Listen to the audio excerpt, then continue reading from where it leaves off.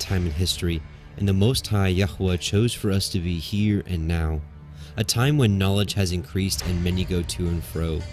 We find ourselves in the time of the end according to the book of Daniel, and as we have seen, comes with both blessings and spiritual trials like no other.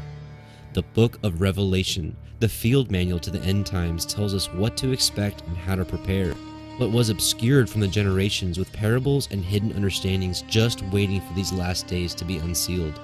While we may also not get everything right, we will be leaning on the Spirit of truth of the Most High Yahuwah Sebaoth in the name of Yahushua HaMashiach to reveal to us the proper understanding. For who knows if you have come to the kingdom for such a time as this.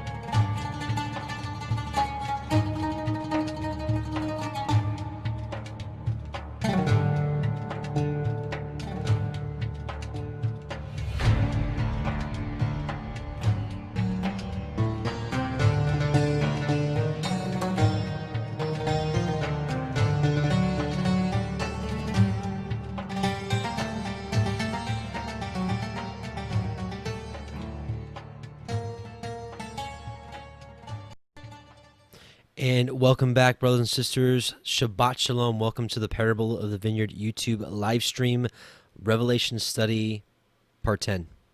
Today we're going to be discussing Chapter 9 of Revelation, mainly the fifth vial, which there's so much to this, so that's probably where we're going to spend most of our time just on this part. We're going to have the star falling from heaven, the key of the bottomless pit, the opening of the bottomless pit, the massive army, which we're going to be talking about at great length tonight. So hope you're ready for tonight, and Shabbat Shalom, right? Shabbat Shalom. This is the day we look forward to the entire week. The day, it's a sign between Yahuwah and us that lets him know that we are his. So praise be to Yahuwah. So, one thing I just want to make mention, two verses I want to just actually read for you. This is 1 John 2:27. The anointing which you have received of him abides in you, and you need not that any man teach you, but the same anointing teaches you of all things, and is truth, and is no lie. And even as it has taught you, you shall abide in him. Now, one more verse, Matthew 23:8. But be ye not called rabbi, teacher, master, right? For one is your master, even Mashiach, Messiah, and you are all brethren. Matthew 23:8. So what is that saying? Listen, I am not your teacher. The Ruach is your teacher. Messiah Yahusha is the teacher.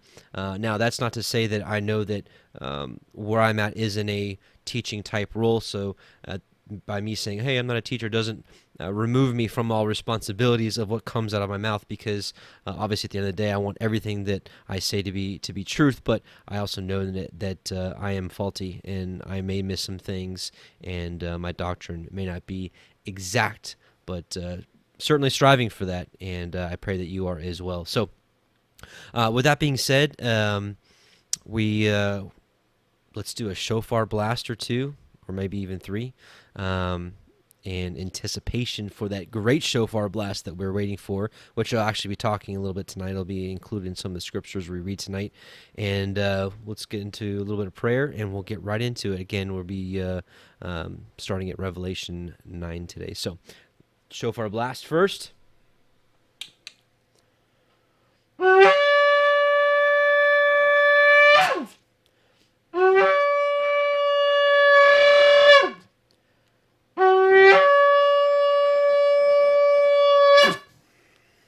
Praise be to Yahuwah. Just like Joshua and the whole army and the priests with the shofars and the walls coming down one day, brothers and sisters, one day. All right, so let's actually, let me do a screen share and we'll be ready to go. Okay, hang on just a second. We're going to start with just a few verses here because, regardless of what we learned tonight about the angel fall, or the star falling from heaven, the bottomless pit, this massive army, and quite frankly, almost, whatever we learn, we can't forget some of the core important things. So if there's anything that you learned tonight, these three verses we're going to read real quick, I pray that they're a blessing to you, and I pray that it penetrates your heart and spurs you to action if you have not already. Revelation 1:3 states, "Blessed is he that readeth, and they that hear the words of this prophecy, and keep those things which are written therein, for the time is at hand." So I'm blessed for reading this right now for you. You're blessed for hearing the words of this prophecy. And it's all of our duty to keep those things which are written therein, and quite frankly, throughout all the scriptures that we know is for us. And we know that the time is at hand, isn't it? Revelation 22:14 states that blessed are they that do his commandments, that they may have the right to the tree of life and may enter through the gates into the city. So now I know most of the listeners of this channel are walking this walk out, but just in case you're new or just stumbled across this video, there's a growing number of people that are waking up and realizing that we've been taught lots of lies from men, which basically states that Yeshua, who maybe you still know him as Jesus, or Yahusha, a lot of us have woken up and realized that men have taught us lies, stating that he died for your sin so that he could forgive you and do away with the law, so you can just, not do his commandments. Well, I'm here to tell you that's not the truth, but more of that another time. But again, blessed are they that do his commandments. They may have the right to the tree of life, which I hope that's what you're striving for, and may enter through the gates into the city being New Jerusalem. The land will be ruling and reigning from for 1,000 years, where the tree of life is centered. So, and actually a couple verses, Matthew 7:13 through 23, "Enter ye in at the straight gate, for wide is the gate, and broad is the way that leadeth to destruction, and many there be which go in there." So if you look at the definition of the word many, it means the greater part, most, right? But straight is the gate, and narrow is the way, right? And we can define the way as Psalm 119:1, which it states that blessed are the undefiled in the way who walk in the law. The Hebrew word here is Torah, who walk in the Torah of Yahuwah. We also know that Yahusha stated that he is the way, the truth, and the life. He essentially declared that he's the Torah. Straight is the way, narrow is the way which leadeth unto life, speaking of life, right? And few there be that find it. So this should rattle everyone's core, that many are not going to make it and very few make it. So let us put all of our effort into this, because number one, quite frankly, Most High deserves every bit of effort from us. And two, well, don't you want to make it? "Beware of false prophets, which come to you in sheep's clothing, but are inwardly are ravening wolves. You shall know them by their fruits." Once again, we can define that. There's a lot of definitions in the Psalms. Psalm 1 states, we'll read verses 1 through 3, "Blessed is the man that walks not in the counsel of the ungodly, nor standeth in the way of the sinners, nor sit in the seat of the scornful, but his delight is in the law." There's that Hebrew word Torah again. "His delight is in the Torah of Yahuwah." I pray that you have delight in the Torah, or are starting to wake up to realize that there is delight to be had in the Torah. "And in his Torah doth he meditate day and night." And he, the person that delights in and meditates in the Torah day and night, he shall be like a tree planted by the rivers of water, that bringeth forth his fruit in his season. His leaf also shall not wither, and whatsoever he doeth shall prosper. So, any case, let's just move on. Let's just finish this real quick, right? So, do men gather grapes of thorns or figs of thistles? Right, because we know that thorns and thistles do not produce fruit for man to enjoy, which is, again, this is a parable of the fruit of bringing forth of obedience of the Torah. "Even so, every good tree bringeth forth good fruit, but a corrupt tree bringeth forth evil fruit. A good tree cannot bring forth evil fruit, neither can a corrupt tree bring forth good fruit. Every tree that bringeth forth not good fruit is hewn down and cast into the fire. Wherefore by their fruits ye shall know them." Here, again, scary part for a lot of people. "Not everyone that saith unto me, Lord, Lord, shall enter into the kingdom of heaven, but he that doeth the will of my Father which is in heaven. Many will say to me in that day, Lord, Lord, have we not prophesied in thy name, and in thy name have cast out devils, and in thy name have done many wonderful works? Now, even to this day, pastors will still continue to preach that these are non-believers, but I'm here to tell you, and it's if you can reason with one another, non-believers, people that don't believe in him, they don't believe in the Father, are not going to prophesy in his name. They're not going to cast out devils, and they're not going to do many wonderful works in his name, period. So then he says, and then I'll profess unto them, right, I never knew you, depart from me, you that work iniquity. And the Greek word for iniquity here is anomia, which basically means lawlessness. And matter of fact, I'll just show that for you really quickly because it's really important, and we're going to get on with the study tonight. Because quite frankly, this is more important than anything that we're going to be studying tonight. Iniquity, right?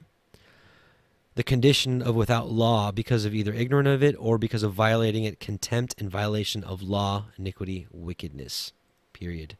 And so let's get on with the study. But before we do that, let's pray. And excuse me. And we'll move forward with the study tonight. So, Heavenly Father, let's bow our hearts. Heavenly Father, Yahuwah, Most High, we just come before you in Yahushua's name. We thank you for this opportunity to study together. We pray that you open our eyes and ears to your word, that your ruach, your spirit be within us and guide us unto all truth as it is written. And may you continue to strengthen us, build us up, and may we be ready on that day that you come. And may we be found ready. We love you. We bless you. In Yahushua's name. Amen. All right, brothers and sisters.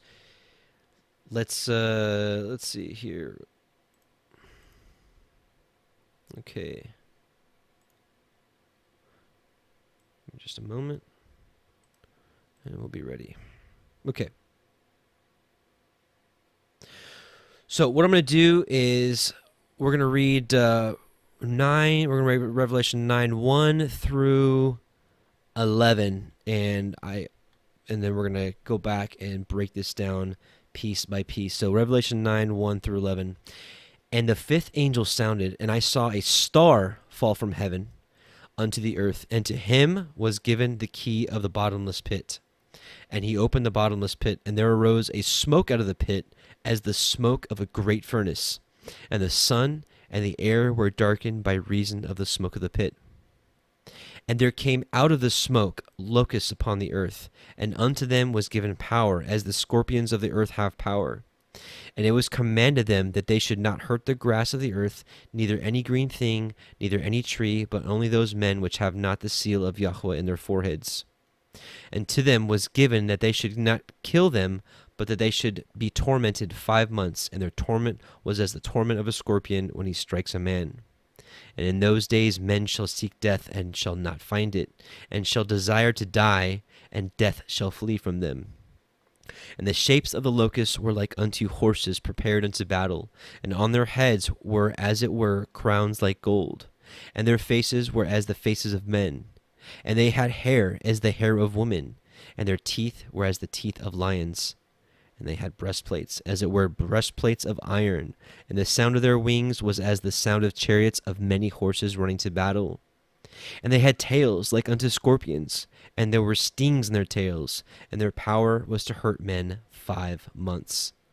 And they had a king over them, which is the angel of the bottomless pit, whose name in the Ivrit tongue is Abaddon, but in the Yavani tongue, which is the Greek tongue, hath his name Apollyon. And we're going to stop there, and let's go back and let's talk about this, because there's a lot to talk about here. So let me just say this.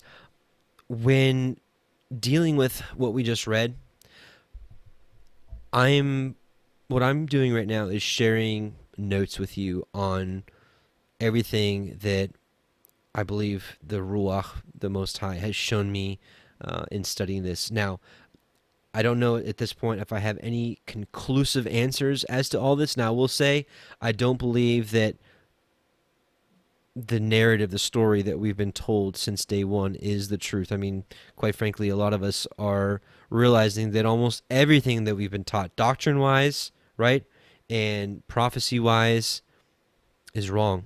I mean, because we've been learning it from a dispensationalism point of view, which is completely wrong. They basically chop up the Bible, chop up the scriptures, if you will. So with that being said, what I'm doing here is sharing with you my notes on this and want to just talk about this because this is, well, it's important. Now, again, I think the most important thing is that we realize that Yahuwah, our Father, exists, that he is worthy of all praise, that we, quite frankly, we were created to praise him, that he gave us of his Son. His Son is the Torah made flesh, and by him and by his stripes and his offering, we are healed and reconciled back to the Father, and that we are to walk as Messiah Yahushua walked, which is obedient to the Torah. That is the most important. All these other things that we talk about are secondary of importance to that. So with that being established, let's talk about it. Let's go through verses 1 through 2, specifically verse 1, but let's talk about 1 through 2. So again, the fifth angel sounded, and I saw a star fall from heaven unto the earth, and to him was given the key of the bottomless pit, right? So let's talk about that. And then again, he opened the bottomless pit, and there arose a smoke out of the pit as the smoke of a great furnace, and the sun and the air were darkened by reason of the smoke of the pit. So we are going to dive a little deeper into this and see what we're dealing with here. So let's turn to Isaiah 14. This is the obvious. When we see this star falling from heaven, almost all of us can... I'll skip down to verse 12 here, where it says, "How art thou fallen from heaven, O Lucifer, son of the morning, how thou art cut down to the ground, which didst weaken the nations." So a lot of us immediately think about that, and that's why we're starting here, and I want to address this. But there's a lot more to this whole story, and that's why I want to read most of Isaiah 14 and some other chapters, books that deal with this. So Isaiah 14, "For Yahuwah will have mercy on Jacob, and will yet choose Israel, and set them in their own land, and the strangers shall be joined with them, and they shall cleave to the house of Yaakov, Jacob. And the people shall take them, and bring them into their place, and the house of Israel shall possess them in the land of Yahuwah, for servants and for handmaids, and they shall take them captives, whose captives they were, and they shall rule over their oppressors." So this is all right here. This is all.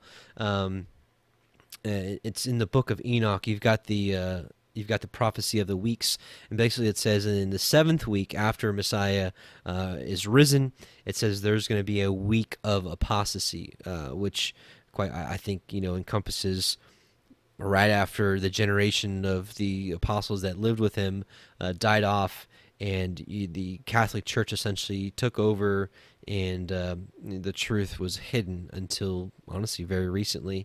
But it says at that time when people start waking up, it's the promise of Deuteronomy 30 as well, that when his people wake back up, when he did this, right? He gave us the Ruach, he gave us the eyes and the ears to see these truths. But when you see his people waking back up and coming back to his Torah, that is the righteous generation that's spoken of in Enoch, week 8, that is given the sword and basically have rule over those that had rule over them. So it's like a reversal. And if you don't think that, while some of us may be living easy lives in America at this time, just know that things can change very quickly. But secondly, if you don't realize that you are a prisoner and a slave in a figurative sense, not in the same sense as Egypt, 4,000 years ago, or however long exactly it was ago, that we're different kinds of slaves, right? It's everything from the education system, the medical system, the governing political system everything is set up for us to be subservient to the elite, the so-called elite. So again, whose captives they were, and they shall rule over their oppressors, And it shall come to pass in that day that Yahweh shall give thee rest from thy sorrow, and from thy fear, and from the hard bondage wherein thou was made to serve. So again, a little bit different type of bondage than his people had in Egypt of old, but a different type, right? If you don't realize the kind of taxes that that they're taking from us, you know, I could go on about that, but I think most of you have an idea that we're not really free. Well, we have some freedoms, and I'm very appreciative of those freedoms because, I mean, we could sit here and talk about this stuff right now where, you know, in some places and in different times in history, that wasn't possible. So I'm not going to look at this gift in vain, but to realize that we're not truly free until we're able to, quite frankly, live out Torah completely with Messiah Yahusha in our land of inheritance in New Jerusalem. That's when we're going to be completely free, and that's what we're looking for. So, verse 4: that thou shalt take up this proverb against the king of Babylon and say, how hath the oppressor ceased? The golden city ceased. Yahweh hath broken the staff of the wicked and the scepter of the rulers. He who smote the people in wrath with a continual stroke, he that ruled the nations in anger is persecuted, and none hindereth. The whole earth is at rest and is quiet. They break forth into singing. Yea, the fir trees rejoice at thee, and the cedars of Lebanon, saying, since thou art laid down, no feller is come up against us. Hell from beneath is moved for thee to meet thee at thy coming. And this is actually this is what we're gonna be reading tonight about the bottomless pit and opening it up. It stirreth up the dead for thee, even all the chief ones of the earth. It hath raised up from their thrones all the kings of the nations. All they shall speak and say unto thee, art thou also become weak as we? Art thou become like unto us? Thy pomp is brought down to the grave, and the noise of thy vials. The worm is spread under thee, and the worms cover thee. How art thou fallen from heaven, O Lucifer? So all this is giving you kind of an idea of what's going on. If you're just coming across this video and you didn't watch the previous parts, it may not make a whole lot of sense to you. But for those of you that have seen this, at least most of the parts, and maybe if nothing else, even just the part 9 last week, a lot of this is making sense to you about the timing of all this.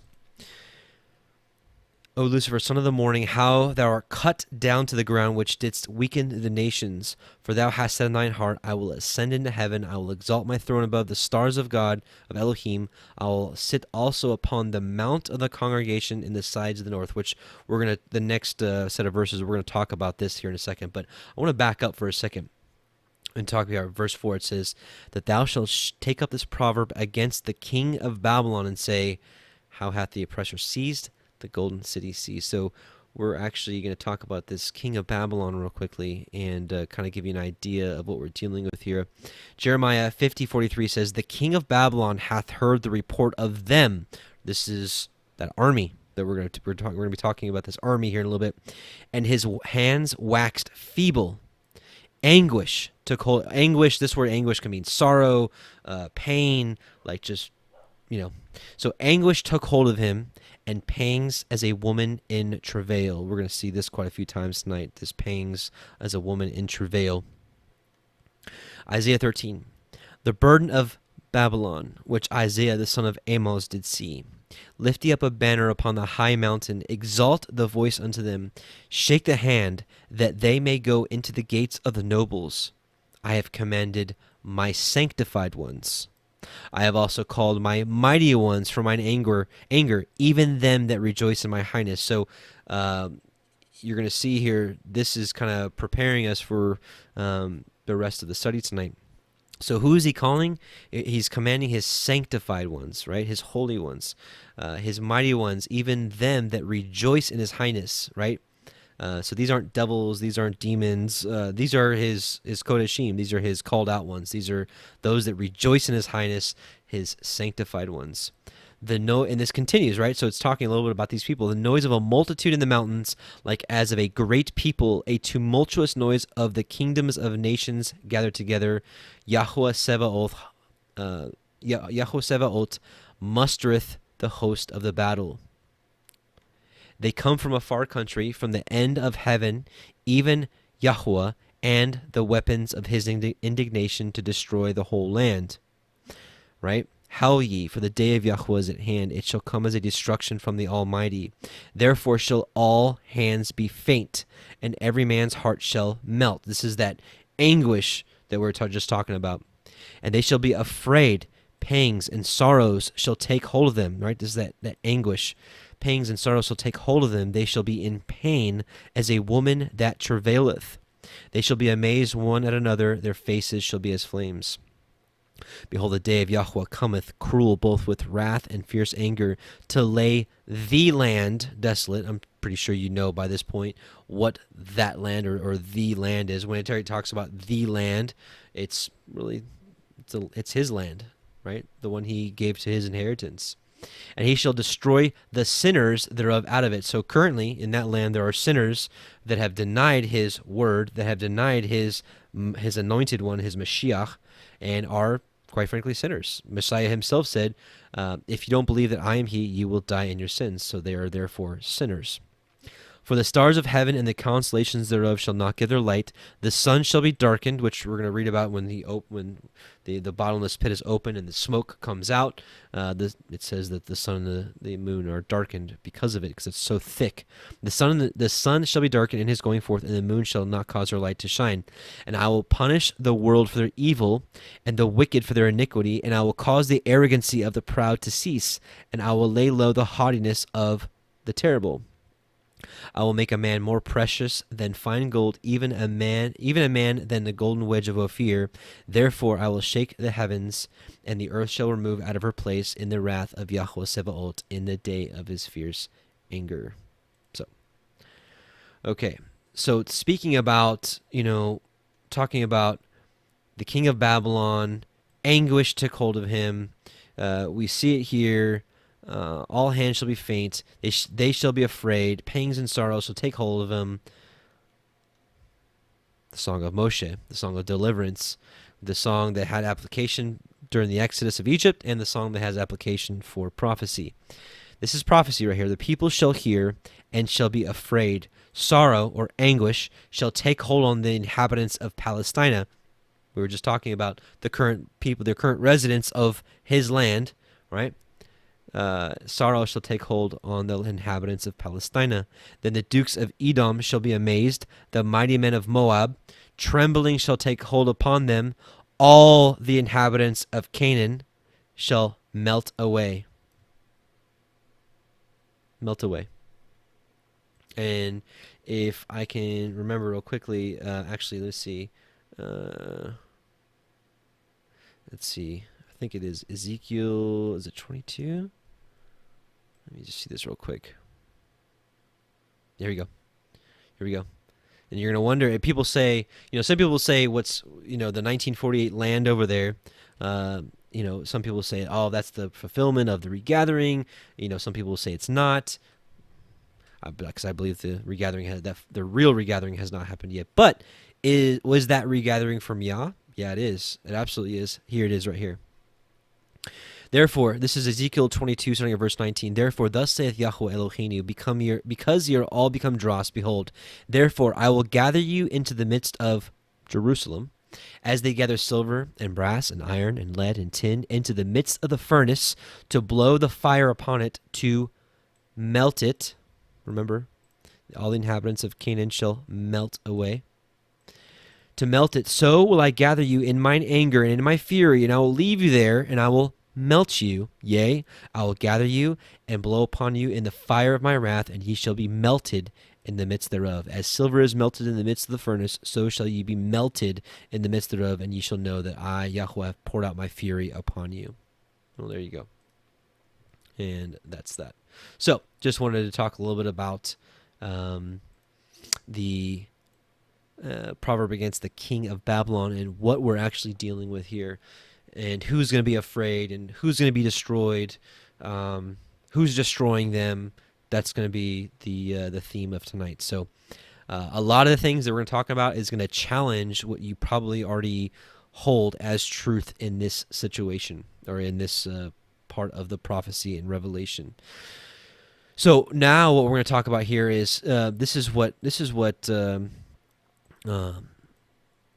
or Hasatan, whoever this character is here, right? Whoever you want to call him, Azazel, Satan, Samael, whatever his name is at this point. For he had said in his heart, I will ascend into heaven. I'll exalt my throne above the stars of Elohim, right? Which, if you haven't seen the video that a couple months ago, the is called Enoch 43, Identity of the Stars.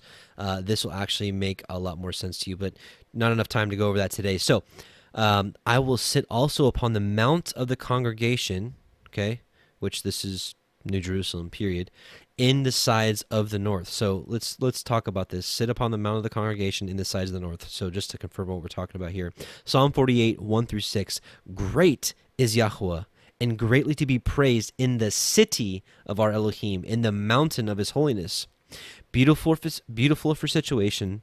The joy of the whole earth is Mount Zion on the sides of the north, the city of the great king. Elohim is known in her palaces for a refuge. For lo, the kings were assembled. They passed by together. They saw it, and so they marveled. They were troubled and hasted away. Fear took hold upon them, and pain as of a woman in travail. I told you we're going to see that actually probably a couple more times tonight. So just to give you an idea. So let's keep going. And so now we're back in Isaiah 14, and this is continuing what Hasatan wants to say. I will ascend above the heights of the clouds. I will be like the Most High, yet thou shalt be brought down to hell, to the sides of the pit. We're going to see this a little bit later too. They that see thee shall narrowly look upon thee and consider thee, saying, is this the man that made the earth to tremble, that did shake the kingdoms, that made the world as a wilderness? Right? The wilderness is like a desert, like a dry land. Because he gave power unto the beast. The beast is the Roman Catholic Church that has hidden the truth for centuries. He made the world as a wilderness. And this destroyed the cities thereof, that opened not the house of his prisoners. All the kings of the nations, even all of them, lie in glory, every one in his own house. But thou art cast out of the grave like an abominable branch, and as the raiment of those that are slain, thrust through with a sword, they go down to the stones of the pit, as a carcass trodden under feet. Thou shalt not be joined with them in burial, because thou hast destroyed thy land and slain thy people. The seed of evildoers shall never be renowned. Prepare the slaughter for his children, for the iniquity of their fathers, that they do not rise, nor possess the land, nor fill the face of the world with cities. For I will rise up against them, saith Yahweh Sebaot, and cut off from Babylon the name, and remnant, and son, and nephew, saith Yahweh. I will also make it a possession for the bittern, and pools of water, and I will sweep it with the besom of destruction, saith Yahweh Sebaot.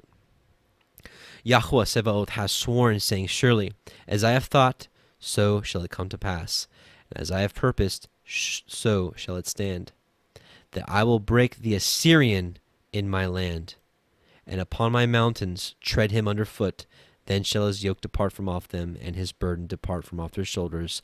This is the purpose that is purposed upon the whole earth, and this is the hand that stretched out upon all the nations. So we're going to talk about the Assyrian, right, and how this works. Micah 5. Now, gather thyself in troops, O daughter of troops. He hath laid siege against us. They shall smite the judge of Israel with a rod upon the cheek. But thou, Bethlehem, Ephratah, though thou be little among the thousands of Judah, yet out of thee shall he come forth unto me that is to be ruler in Israel, whose goings forth have been from old, from everlasting. Okay, and that's what we're talking about. Obviously, it's talking about Yahusha, Messiah Yahusha. Therefore will he give them up until the time that she which travaileth hath brought forth. Remember the pain and the woman like a travailing? We're going to see that a couple times tonight. Then the remnant of his brethren shall return unto the children of Israel, and he shall stand and feed in the strength of Yahweh, in the majesty of the name of Yahweh his Elohim, and they shall abide. For now shall he be great unto the ends of the earth. And this man shall be the peace, when the Assyrian shall come into our land. So this is what we were talking about here earlier, right here, the Assyrian in his land, right? I'm sorry, yeah. And this man shall be the peace, when the Assyrian shall come into our land, and when he shall tread in our palaces, then we then shall we raise against him 7 shepherds and 8 principal men, and they shall waste the land of Assyria with the sword, and the land of Nimrod and the entrances thereof. Thus shall he deliver us from the Assyrian, when he cometh into our land, and when he treadeth within our borders. And this reminds me a little bit about, I didn't put this into my notes actually, but it just reminded me of Revelation 11, which says, "And there was given me a reed like unto a rod, and the angel stood and saying, Rise and measure the temple of Elohim and the altar and them that worship therein. But the court which is without the temple leave out, and measure it not, for it shall be given to the Gentiles, and the holy city shall they tread underfoot 40 and 2 months." Right, so they can't get into the inner courts and whatnot, but the outer court, right, or the court, they can go around. So like what's it's saying here. For thus he shall deliver us from the Assyrian, when he cometh into our land, and when he tread within our borders. And the remnant of Yaakov shall be in the midst of many people, as a dew from Yahuwah. And actually, let me pause real quick. I'm going to reread that in a second. But, when it's talking about they should waste the land of Assyria with the sword, and the land of Nimrod, which is, what is that? Shinar, this is the whole, this whole area, Gen 15. This whole area, if you read, I know some of you that have been watching most of these, this area in green here. This is the whole land given to the seed of Abraham in Genesis 15:18. And if you read throughout all the prophets talking about the day of Yahuwah, basically the destruction that's going to come in the day of Yahuwah, that this whole land, different books talk about different areas that are going to be destroyed, but this whole area is going to be leveled. And what's interesting, we've talked about it before, that the dimensions of New Jerusalem are very close to this. I think it's a little bigger, like slightly bigger, right? I think we're talking about just slightly bigger than this green area right here. But it's very close. I do believe that this is where New Jerusalem is going to set down. And probably Jerusalem is probably going to be more of the center, so it might come out a little further, maybe. I'm not sure. And I'm just guessing. It's just a guess that Jerusalem would be the center of it. It's just going to plop down right on top of it. So, what's interesting about this, again, is you go through all the prophets, like different books talk about like different areas that are going to be destroyed, but they all are talking about the same day. And so that's essentially more of what we're talking about here is now, it's talking about Assyria, the land of Assyria, which is part of those borders we just looked at, and the land of Nimrod, Shinar, which is part of that area that we looked at. There's other books that talk about Egypt will be destroyed, Ethiopia will be destroyed, Lebanon, Damascus, Ashkelon, which is in Canaan, Jerusalem, tons of places, the wilderness. I mean, all these areas are just going to be leveled. So this is just more of that. So again, and the remnant of Yaakov, Jacob, shall be in the midst of many people, as a dew from Yahuwah. So literally just spread all over the place. As the showers upon the grass, that tarrieth not for man, nor waiteth for the sons of men.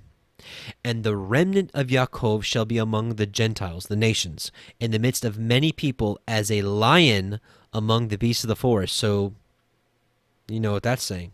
As a young lion among the flocks of sheep, who, if he go through, both treadeth down and teareth in pieces, and none can deliver. If you remember earlier here, I think was it in Isaiah 13? Oops. Where did we have that? Yeah, right here. I think it was in Isaiah 13.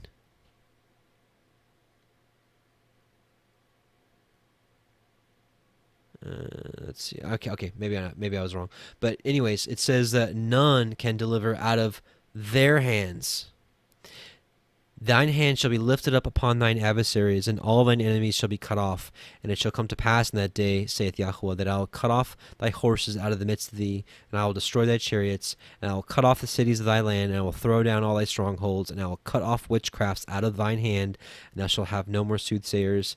Thy graven images also will I cut off, and thy standing images out of the midst of thee, and thou shalt no more worship the work of thine hands, and I will pluck up thy groves out of the midst of thee, so will I destroy thy cities. And I will execute vengeance in anger and fury upon the heathen, such as they have not heard. So now we're going to continue, and here's and this is, we got a lot to read, and again, this is why I'm saying that we're going to be spending probably all of our time here on the fifth seal, which we haven't even got to yet. So we're kind of just talking about the surrounding things around this. So I really want to read Isaiah 30 through 33 and kind of talk about it for a second. So we get a little bit of water.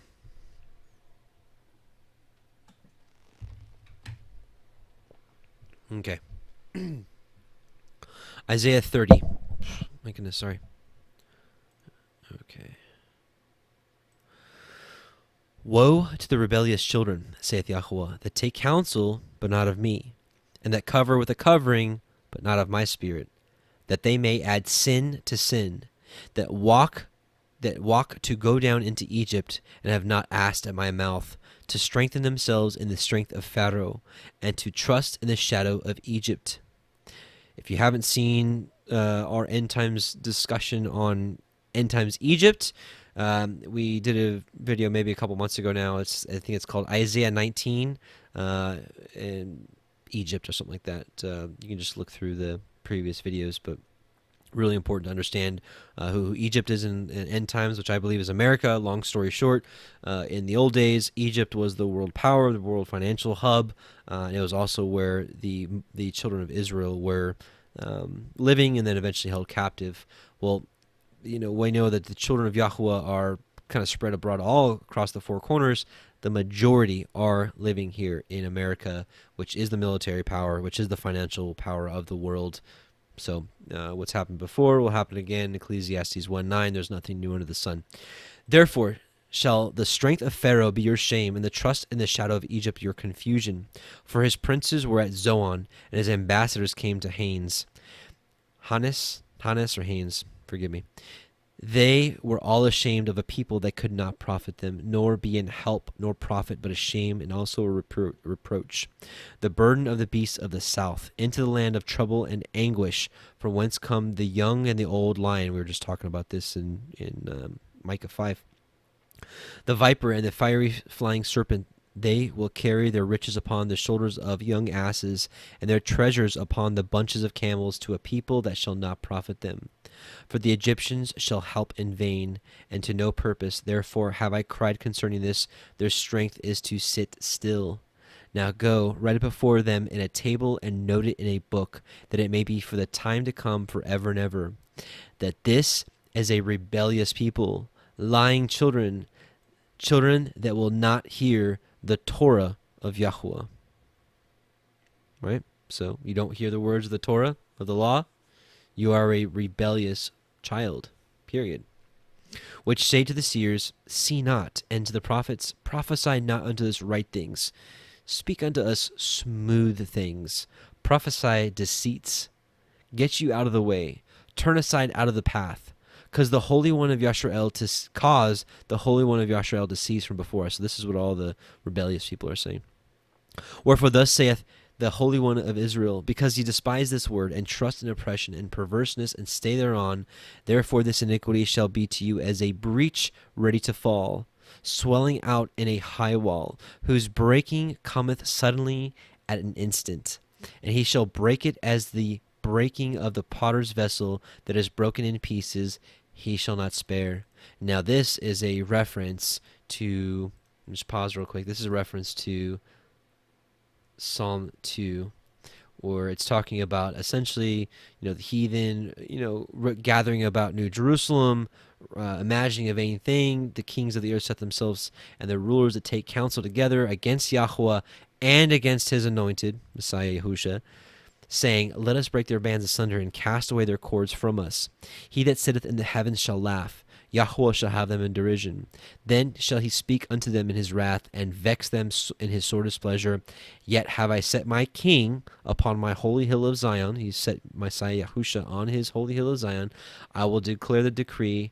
Yahuwah has said unto me, thou art my son. This day have I begotten thee. Ask of me, and I shall give thee the heathen, or the nations, or the Gentiles, for thine inheritance, and the uttermost part of the earth for thy possession. Thou shalt break them with a rod of iron. Thou shalt dash them in pieces like a potter's vessel. Right?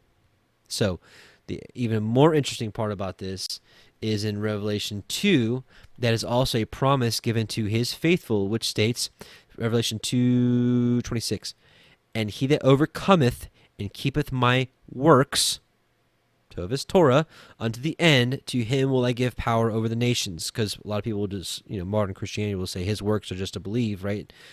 No, works are something you do. It's something that your evidence of your faith. To him will I give power over the nations, or the heathen, or the Gentiles, right? And he shall rule them with a rod of iron, and as the vessels of a potter shall they be broken to shivers, even as I received of my Father. So this is this, and he shall break it as the breaking of the potter's vessel that is broken in pieces. He shall not spare, so that there shall not be found in the bursting of it a sherd to take fire from the hearth, or to take water withal out of the pit. For thus saith Yahweh Eloheinu, the Holy One of Israel, in returning and rest shall ye be saved. In quietness and in confidence shall be your strength. And ye would not, but ye said no, right? And ye would not. And this is just like, man, so many connections here. Matthew 23, when he says, "O Jerusalem, Jerusalem." Where is it? Right here. O Jerusalem, Jerusalem, thou that killest the prophets and stonest them which are sent unto you, how often would I have gathered thy children together, even as a hen gathereth her chickens under her wings, and ye would not. And ye would not, but ye said, No, for we will flee upon horses, therefore shall ye flee. And we will ride upon the swift, therefore they that pursue you therefore shall they that pursue you be swift.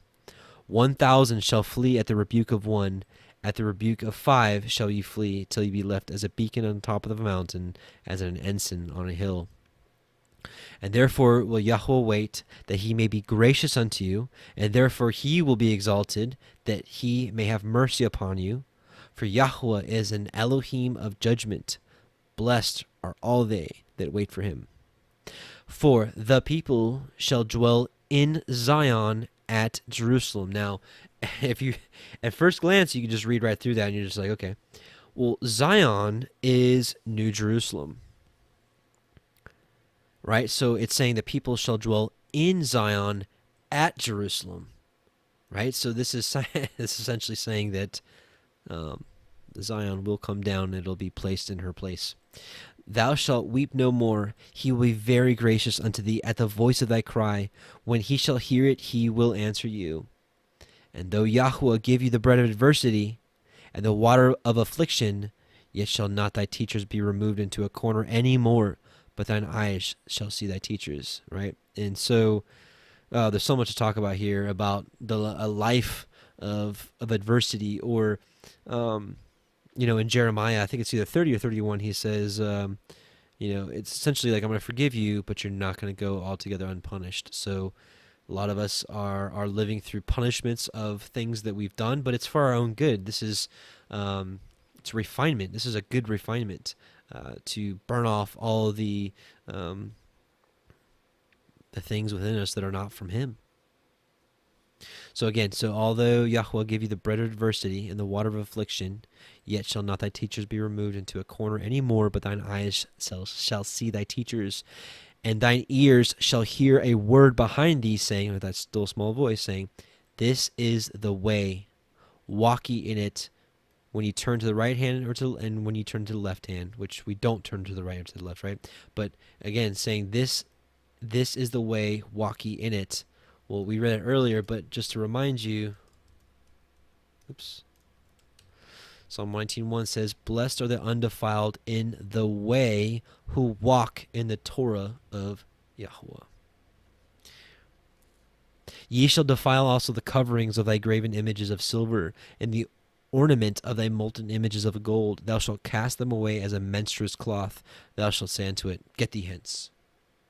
Then shall he give thee rain of thy seed, that thou shalt sow the ground withal, and the bread of the increase of the earth, and it shall be fat and plenteous, and that day shall thy cattle feed in large pastures. So you can definitely take this as a literal, but also as a figurative, and a deeper meaning here, where it says, Then shall he give the rain of thy seed, right?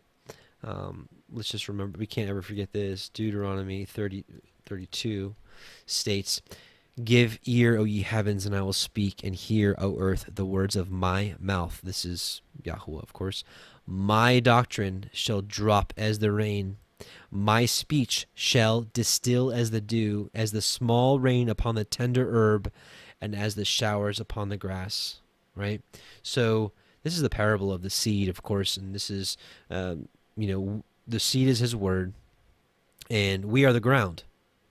So, the word is sown in us, and his understanding, his water drops down like the rain that feeds plants that of, and it shoots forth and it gives forth its fruit. Well, that's supposed to be what happens with us, but Messiah Yahusha taught that sometimes the seeds are not sown in good earth. Sometimes it's sown on the stone, and it has no depth of root, so it withers away. Some are sown among thorns, and it gets caught up with the cares of this world. But some is sown on good ground, and it shoots up, and it puts forth its leaves, and gives forth fruit, which we read earlier again. Psalm 1 states that, this is, again, brothers and sisters, this is the most important stuff we can talk about. "Blessed is the man that walks not in the counsel of the ungodly, nor stands in the way of the sinners, nor sit in the seat of the scornful. But his delight is in the Torah of Yahweh, and in his Torah doth he meditate day and night. And he shall be like a tree planted by the rivers of water, that bringeth forth his fruit in his season. His leaf also shall not wither, and whatsoever he doeth shall prosper." So hopefully that penetrates your heart. And if you have not given heed to the Torah of Yahweh yet, first of all, make sure you have salvation through belief in Messiah alone, because there's no way you can come back and be reconciled to the Father but by belief in Messiah Yahusha, who is the living Torah. And then we walk as he walked. So, "The oxen likewise and the young asses that ear the ground shall eat clean provender which hath been winnowed with a shovel and with a fan. And there shall be upon every high mountain and upon every high hill rivers and streams of waters in the day of the great slaughter, when the towers fall." We were talking about earlier, right? With the how about that? When the shofar blows, like with Joshua, and the shofars blew, and the towers fall, or the wall fell.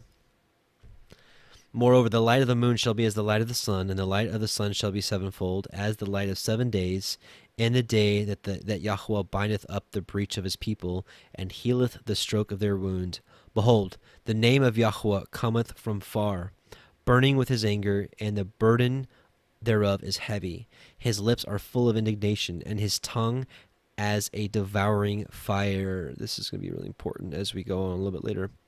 "And his breath as an overflowing stream shall reach to the midst of the neck, and to sift the nations with a sieve of vanity. And there shall be a bridle in the jaws of the people, causing them to err. Ye shall have a song, as in the night when a holy solemnity is kept, and gladness of heart, as when one goeth with a pipe to come into the mountain of Yahweh, the mighty one of Yashrael. And Yahweh shall cause his glorious voice to be heard, and he shall show the lighting down of his arm with the indignation of his anger, and with the flame of a devouring fire, with scattering and tempest and hailstones. For through the voice of Yahweh shall the Assyrian be beaten down, which smote with a rod, and in every place where the grounded staff shall pass, which Yahweh shall lay upon him, it shall be with tabrets and harps, and in battles of shaking will he fight with it. For Tophet is ordained of old, yea, for the king it is prepared, he hath made it a deep and large, the pile thereof is fire and much wood, the breath of Yahweh, like a stream of brimstone doth kindle it." So what are we reading here? I mean, obviously this is the day of Yahweh, and I mean, just the wicked are going to be consumed with fire, right? And we're going to be talking a lot more about that here in a bit. Let me see, how are we doing with time here? Okay. Well, we got a lot to go over here. Let's see. What did I want to pick apart here? It does say, "Woe to them that go down to Egypt for help." We know that this is talking a reference um, to Judah um, when the Assyrian army came and Rabshakeh was mocking the people. Right, he had mocking them, saying that you trust in Egypt, which is that broken reed, which is like a broken staff, right? So it's got like a sharp edge, so to where if you rest on it, it'll poke through your hand. Um, let's see, what did I want to read here? Just because I want to save a little time. Well, this is a short chapter. I'll just read it. "Woe to them that go down to Egypt for help, and stay on horses, and trust in chariots, because they are many, and in horsemen, because they are very strong. But they look not unto the Holy One of Yasharel, neither seek Yahuwah. Yet he also is wise, and will bring evil, and will not call back his words, but will arise against the house of the evildoers, and against the help of them that work iniquity," lawlessness. "Now the Egyptians are men, and not Elohim, and their horses flesh, and not spirit. When Yahweh shall stretch out his hand, both he that helpeth shall fall, and he that is holpen shall fall down, and they shall all fail together. For thus hath Yahweh spoken unto me, like as the lion and the young lion roaring on his prey, when a multitude of shepherds is called forth against him, he will not be afraid of their voice, nor abase himself for their noise of them. So shall Yahweh Sebaoth come down to fight for Mount Zion, and for the hill thereof. As birds flying, so will Yahweh Sebaoth defend Jerusalem. Defending also he will deliver it, and passing over he will preserve it. Turn ye unto him from whom the children of Yasharel have deeply revolted. For in that day every man shall cast away his idols of silver and his idols of gold, which your own hands have made unto you for a sin. Then shall the Assyrian fall with the sword, not of a mighty man, and the sword, not of a mean man, shall devour him, but he shall flee from the sword, and his young men shall be discomfited. And he shall pass over to his stronghold for fear, and his princes shall be afraid of the ensign, saith Yahuwah." And we saw this ensign, they'll be afraid of the ensign, and we saw this earlier in Isaiah 13. Right. Yeah, lift you up a banner or an ensign on the high mountain, right? Okay. Saith Yahuwah, whose fire is in Zion, and his furnace in Jerusalem, right? No, we're going to skip 32. No, we're not. We're going to read 32. We're going to skip 33. All right, last chapter of this, and we're going to move on from this portion. "Behold, a king shall reign in righteousness, and princes shall rule in judgment. And a man shall be as an hiding place from the wind, and a covert from the tempest, as rivers of a water in a dry place, as the shadows of a great rock in a weary land. And the eyes of them that see shall not be dim, and the ears of them that hear shall hearken. The heart also of the rash shall understand knowledge, and the tongue of the stammerers shall be ready to speak plainly. The vile person shall be no more called liberal, nor the churl said to be bountiful. For the vile person will speak villainy, and his heart will work iniquity, to practice hypocrisy, and to utter error against Yahweh, to make empty the soul of the hungry, and he will cause the drink of the thirsty to fail. The instruments also of the churl are evil. He deviseth wicked devices to destroy the poor with lying words, even when the needy speaketh right. But the liberal deviseth liberal things, and by liberal things shall he stand. Rise up, ye women that are at ease. Hear my voice, ye careless daughters. Give ear unto my speech. Many days and years shall be troubled, ye careless women, for the vintage shall fail, the gathering shall not come. Tremble, ye women that are at ease. Be troubled, ye careless ones. Strip you, and make you bare, and gird sackcloth upon your loins. They shall lament for the teats, for the pleasant fields, for the fruitful vine. Upon the land of my people shall come up thorns and briars, yea, upon the houses of joy, the joyous city. right? We talked about this, about the desolate land, the desolation still of his land, because of who is inhabiting it at this time. Because the palaces shall be forsaken, the multitude of cities shall be left, the forts and towers shall be for dens forever, a joy of wild asses, a pasture of flocks, until the Spirit be poured upon us from on high, and the wilderness be a fruitful field, and the fruitful field be counted for a forest. Then judgment shall dwell in the wilderness, and righteousness remain in the fruitful field.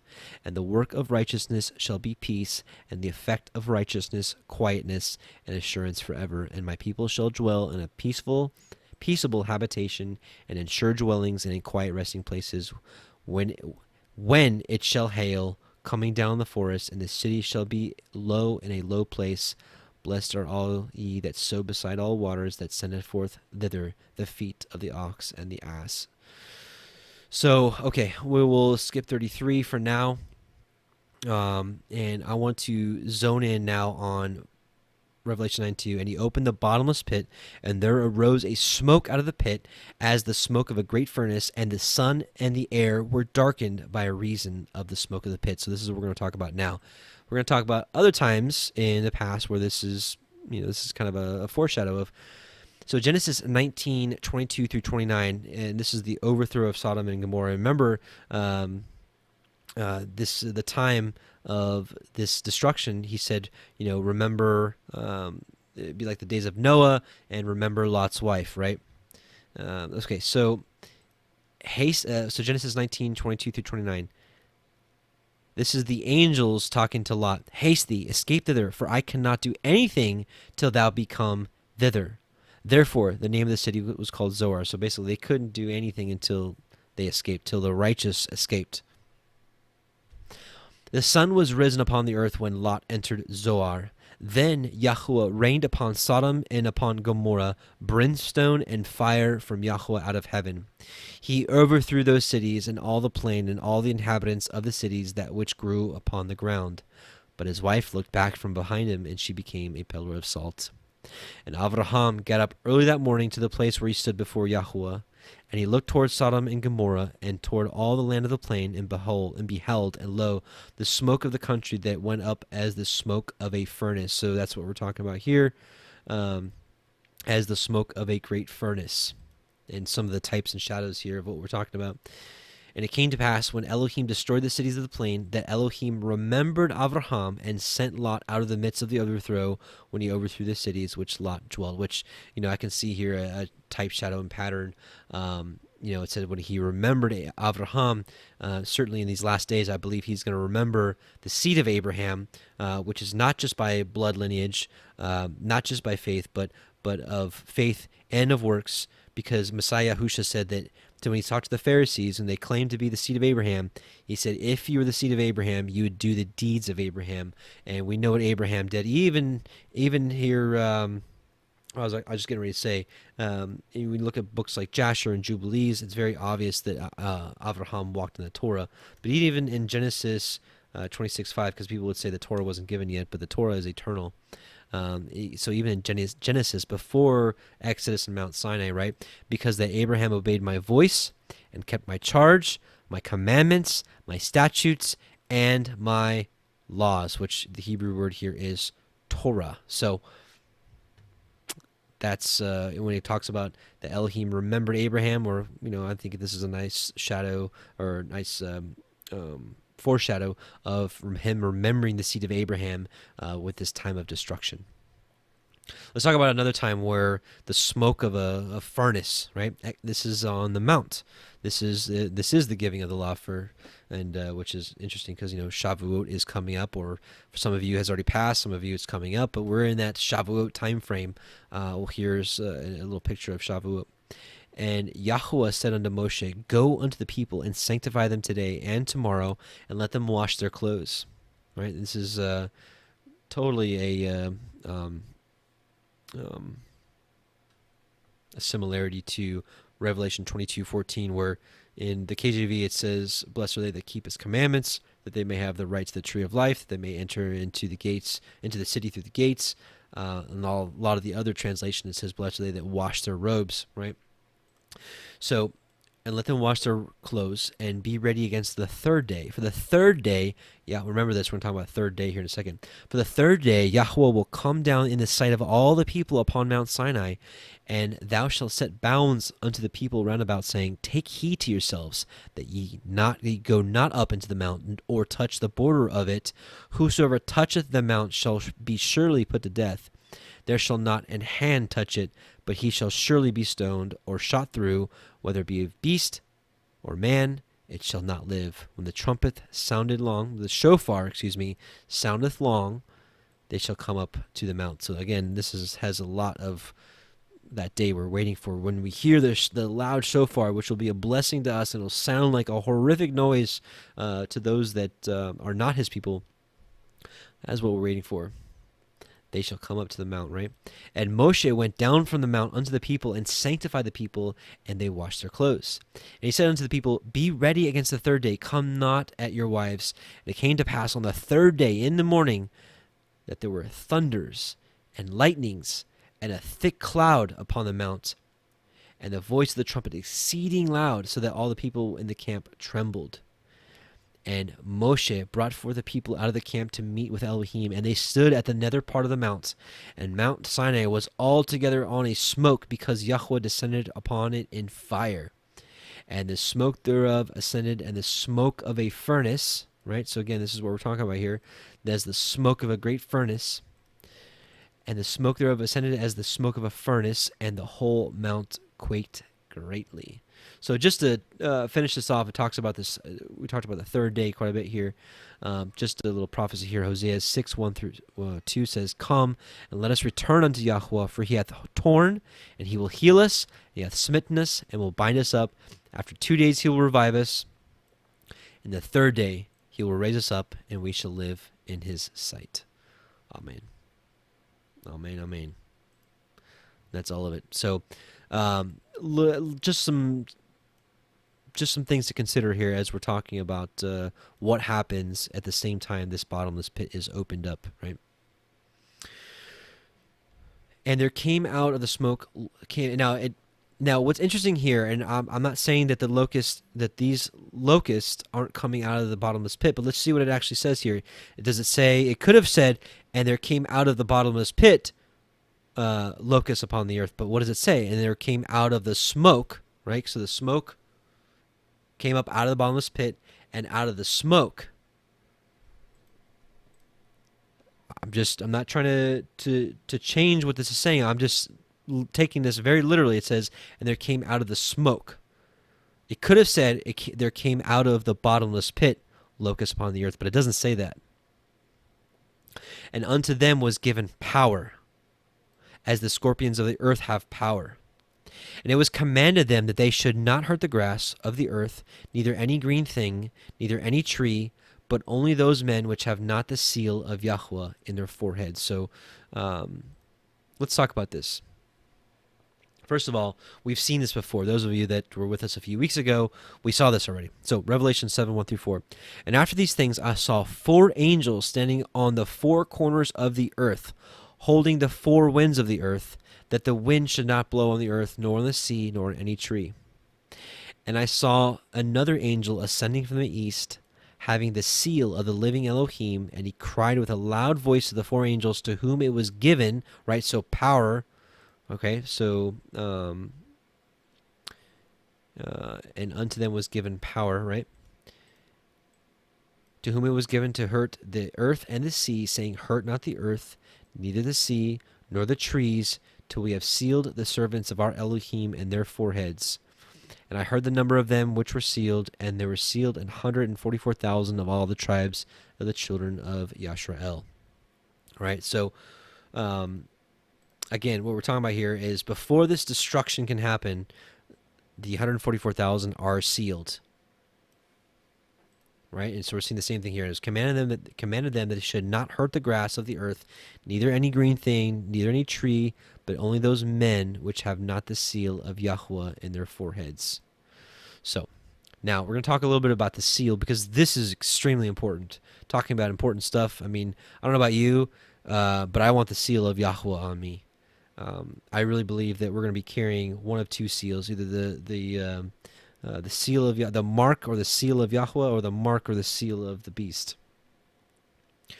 Let's look a little into this. Ezekiel 9. He cried also in mine ears with a loud voice, saying, cause them that have charge over the city to draw near, even every man with his destroying weapon in his hand. And behold, 6 men came from the way of the higher gate, which lieth toward the north, and every man a slaughter weapon in his hand. And one man among them was clothed with linen, with a writer's inkhorn by his side. And they went in and stood beside the brazen altar. And the glory of the Elohim of Israel was gone up from the cherub, whereupon he was, to the threshold of the house. And he called to the man clothed with linen, which had the writer's inkhorn by his side.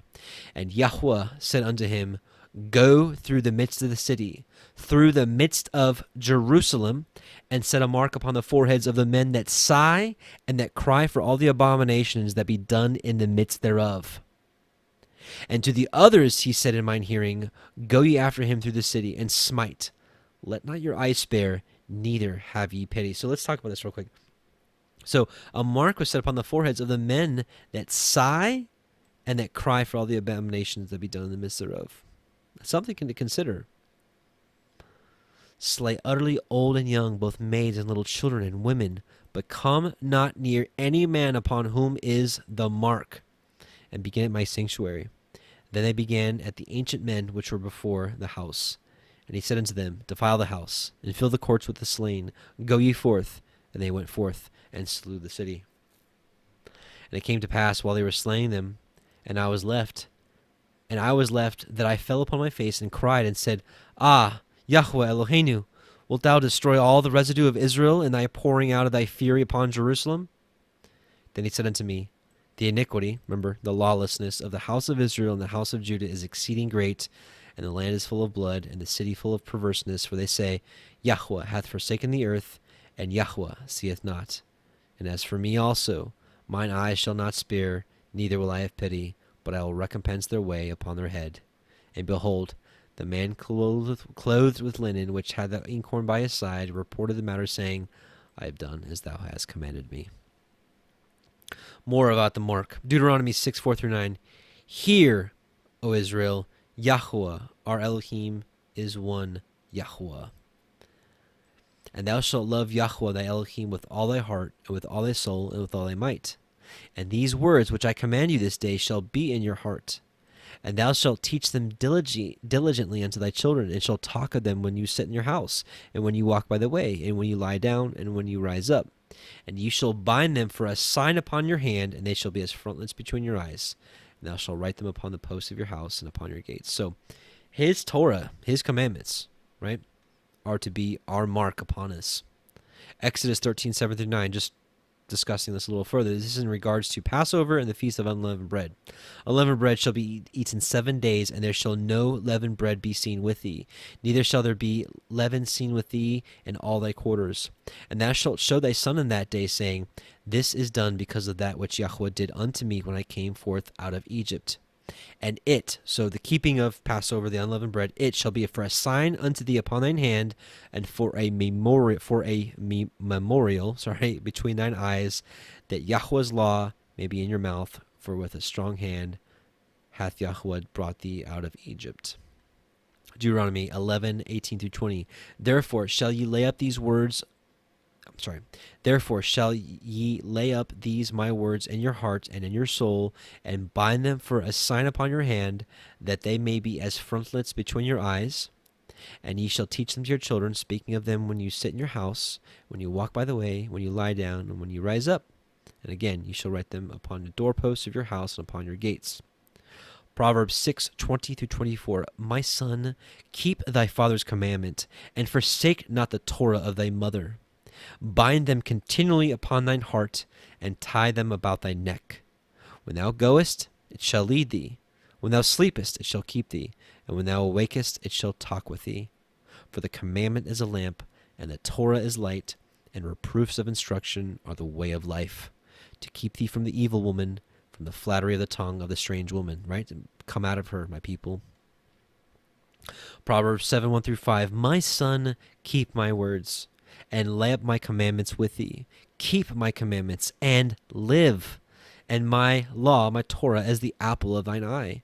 Bind them upon thy fingers, write them upon the table of thine heart. Say unto wisdom, Thou art my sister, and call understanding thy kinswoman, that they may keep thee from the strange woman, right? The whore, the idolatrous, the promiscuous, idolatrous, fornicating woman, right? That has gone astray from Yahweh's Torah, from the stranger which flattereth with her words. So, okay. So let's go to.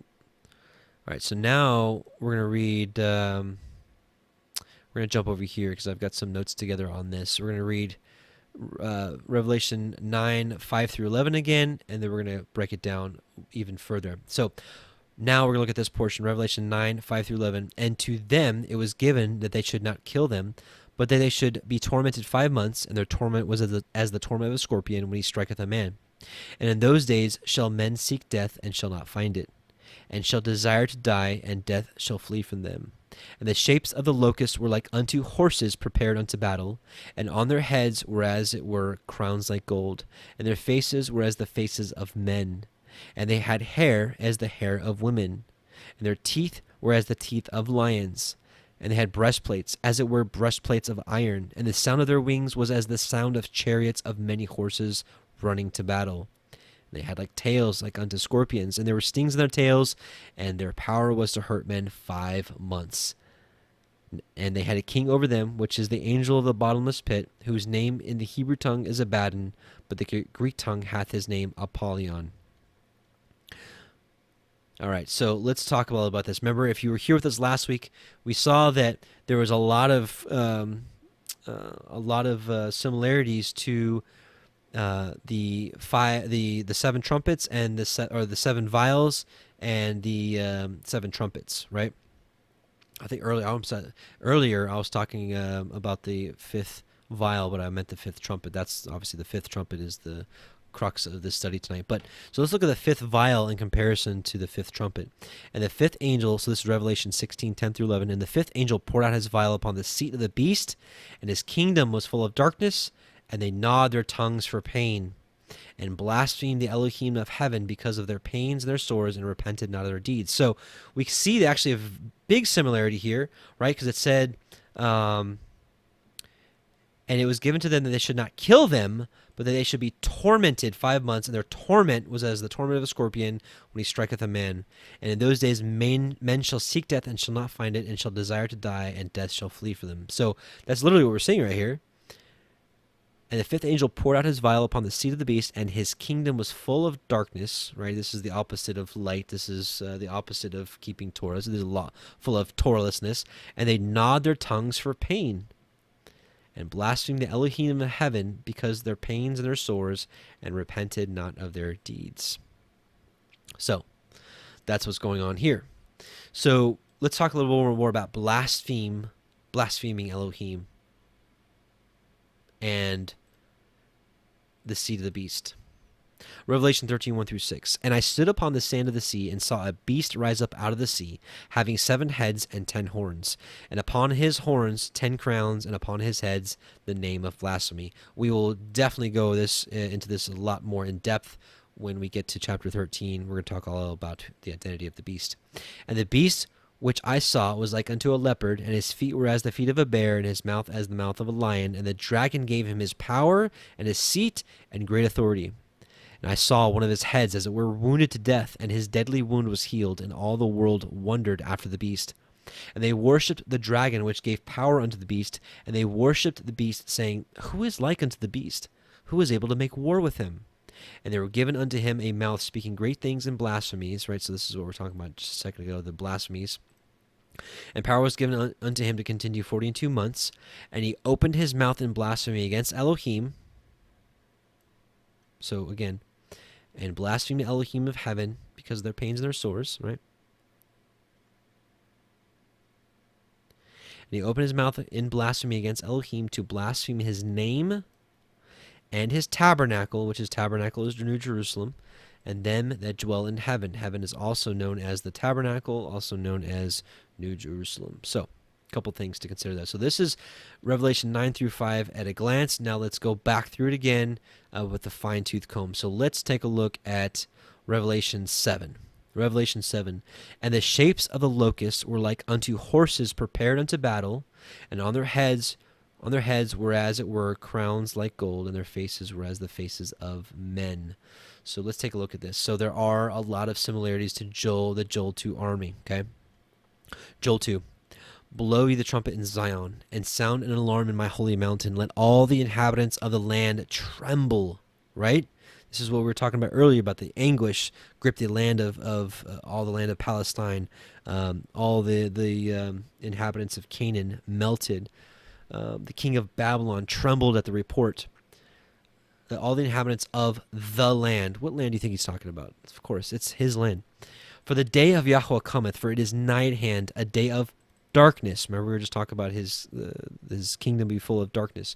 A day of darkness and of gloominess, a day of clouds and thick darkness. Right? So what are we talking about here? Earlier, he opened the bottomless pit, and there arose smoke out of the pit, and the smoke of a great furnace, and the sun and the air were darkened by reason of the smoke of the pit. A day of darkness and gloominess, a day of clouds and thick darkness.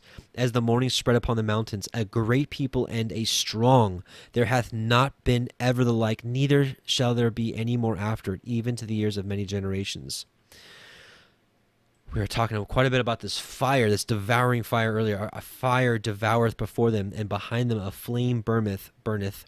And the land is as the Garden of Eden before them, and behind them a desolate wilderness. Yea, nothing shall escape them. This is what I was actually trying to look for earlier when it says nothing shall escape them. The appearance of them is as the appearance of horses and horsemen, so shall they run. So again, let's go back here. The shapes of the locusts were like, so they're not shaped like, so they're calling them locusts, right? But the shape of them, they're not actually locusts. The shape of the locusts were like unto horses prepared unto battle. The appearance of them is as the appearance of horses, and as of horsemen, so shall they run. All right, now let's take a look at verse 8. Revelation 9:8. And they had the hair as the hair of women, and their teeth were as the teeth of lions. This is Joel 1. For a nation is come up upon my land, strong and without number, whose teeth are as the teeth of a lion, and he hath the cheek teeth of a great lion. So again, whose teeth are as the teeth of a lion. Their teeth were as the teeth of lions. Remember, we read earlier in Micah and all these other things about the house of Judah and the house of Israel shall be like a lion, or the house of Israel, right, shall be like lions amongst the. Actually, we'll read it again. I forgot that I put it in here again. Give me just a second. I need a quick sip of water.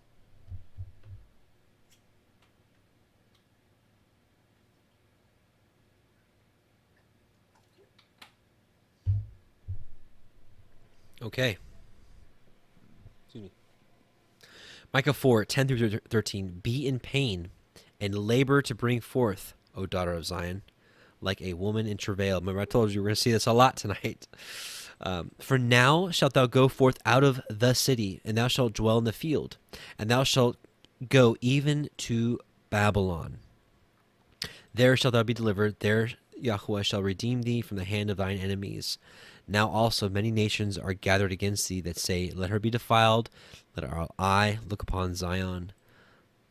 But they know not the thoughts of Yahweh, neither understand they his counsel, for he shall gather them as the sheaves into the floor. Arise and thresh, O daughter of Zion, for I will make thine horn iron, and I will make thy hoofs brass. And thou shalt beat in pieces many people, and I will consecrate their gain unto Yahweh, and their substance unto Yahweh of the whole earth. Again, Micah 5:8, and the remnant of Jacob shall be among the Gentiles, in the midst of many people, as a lion among the beasts of the forest, as a young lion among the flocks of sheep, who, if he go through, both treadeth down and teareth in pieces, and none can deliver. So again, what are we talking about here? Their teeth, as it were, the teeth of lions. So, all right, let's talk about Revelation 9:9 now. And they had breastplates, as it were breastplates of iron. And the sound of their wings was as the sound of chariots of many horses running to battle. So we're going to take a look at Jeremiah 47, 2 through 7, which says, Thus saith Yahuwah, Behold, waters rise up out of the north, and shall be an overflowing flood. Right? Remember, for those of you that were here with us the last few weeks, and we're talking about the opening of the seals and the horse, and we talked about Zechariah 6 about the chariots going into the north country, quieting the spirit of Yahuwah, appeasing his anger. Well, here we go. So again, thus behold, the waters rise up out of the north, and shall be an overflowing flood, and shall overflow the land. Again, almost every time it talks about the land, unless otherwise specified, this is Yahweh's land. And all that is therein, the city and them that dwell therein, when the men shall cry, and all the inhabitants of the land shall howl. Remember, we saw earlier, was this in Isaiah 13, howl ye, howl. Where is it? Howl ye, for the day of Yahweh is at hand, it shall come as a destruction from the Almighty. The land shall howl at the noise of the stamping of the hoofs of his strong horses, at the rushing of his chariots, at the rumbling of his wheels. The fathers shall not look back to their children for the feebleness of hands. So what did we just see a few seconds ago? We saw that the remnant of Jacob will have horns of iron and hoofs of brass, teeth of lions. Yeah, a lot of these are, I think these are all figures of speech, and this is how these things were hidden for centuries. I think he's defining the fierceness of his army, just like when his host, his multitude came out of Egypt and destroyed everything in their path. It's going to happen again, but in a bigger scale. At the noise of the stamping of the hoofs of his strong horses, at the rushing of his chariots, and the rumbling of his wheels, the fathers shall not look back to their children for feebleness of hands, because of the day that cometh to spoil all the Philistines. Remember, we read this earlier. All the inhabitants of Palestine will tremble, and to cut off from Tyrus and Zidon every helper that remaineth, for Yahuwah will spoil the Philistines, the remnant of the country of Kaftor. Baldness is come upon Gaza. Ashkelon is cut off with the remnant of their valley. How long wilt thou cut thyself? So he's talking about different areas now. Again, if you're with me earlier, if you're just joining us now, earlier we were talking about how if you read through all the prophets, and I'm talking about the major ones and the minor ones, when it talks about the day of Yahweh, it talks about different areas that are destroyed when this happens. What that all comes out to look like is the land of promise. So essentially, the land is being cleansed before New Jerusalem touches down here and rests forever. So earlier it said Ashkelon. This is here, and then it talks about let's just look at it actually. Let's take a look at it. Map. So it's talking about. Oh, that's a small one, of course. Well, maybe we can find a big one. I don't know. It talked about Gaza, right? It talked about Ashkelon, which is it's right about here, I think. I should know. My family lives there. Oh boy, I'm on the spot here.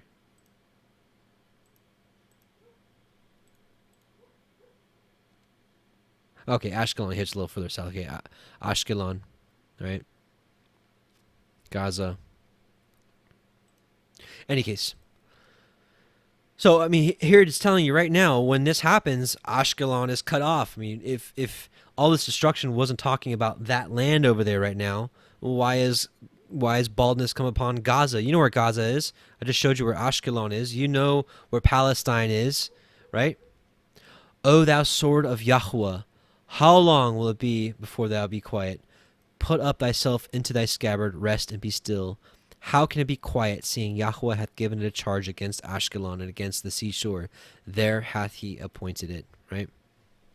So, let's take a look at this Enoch, the dream vision. It is, let's see. Let me take a look here. Forgive me.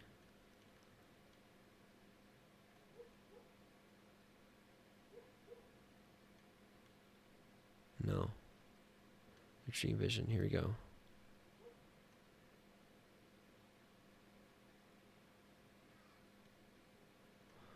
Forgive me. This is important.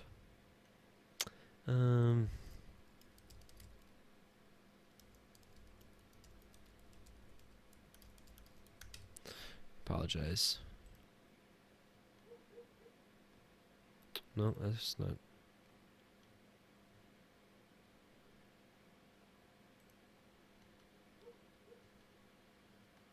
Okay, never mind. I'm sorry. I don't want to waste your time, but it talks about how in the again in the 7th week there should be a week of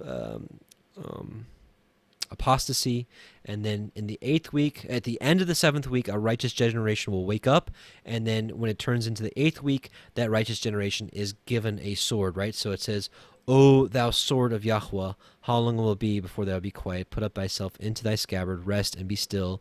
How can it be quiet, seeing Yahweh hath given it a charge against Ashkelon, against the seashore? There hath he appointed it. So, all right, let's move on. So, again, what we're talking about here in Revelation 9:9, breastplates, as it were, breastplates of iron.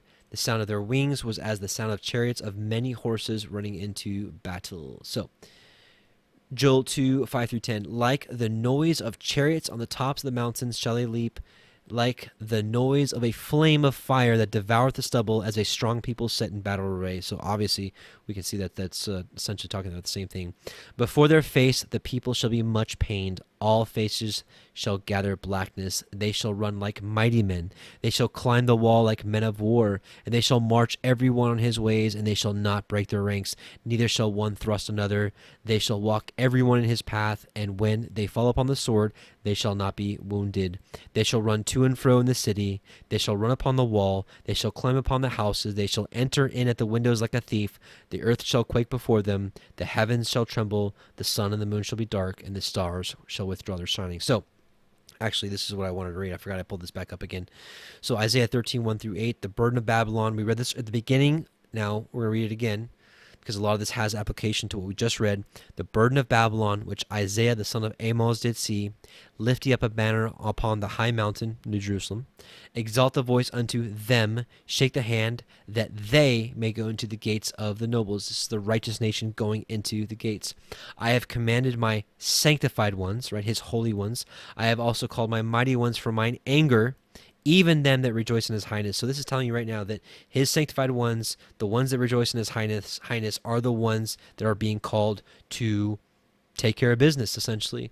The noise of a multitude in the mountains, and this is, again, what we're talking about here, is this noise here, the sound of the chariots of many horses of this army. The noise of a multitude in the mountains, like as a great people, a tumultuous noise of the kingdoms of a nations gathered together. Yahweh Sebaoth mustereth the host of the battle. They come from a far country, from the end of heaven, even Yahweh, and the weapons of his indignation to destroy the whole land. Howl ye, for the day of Yahweh is at hand. It shall come as a destruction from the Almighty. Therefore shall all hands be faint, every man's heart shall melt, and they shall be afraid. Pangs and sorrows shall take hold of them. They shall be in pain as a woman that travaileth. They shall be amazed one at another. Their faces shall be as flames. So a lot of this we just read in Joel 2. Hopefully you absorbed that. But let's talk a little more about... they come from a far country, from the end of heaven, even Yahweh, and the weapons of his indignation to destroy the whole land. And again, what land are we talking about? I'm not going to beat a dead horse. But let's talk about Yahweh coming and his weapons. Zechariah 9:10-14. And I will cut off the chariot from Ephraim and the horse from Jerusalem. Talking about beating a dead horse, right?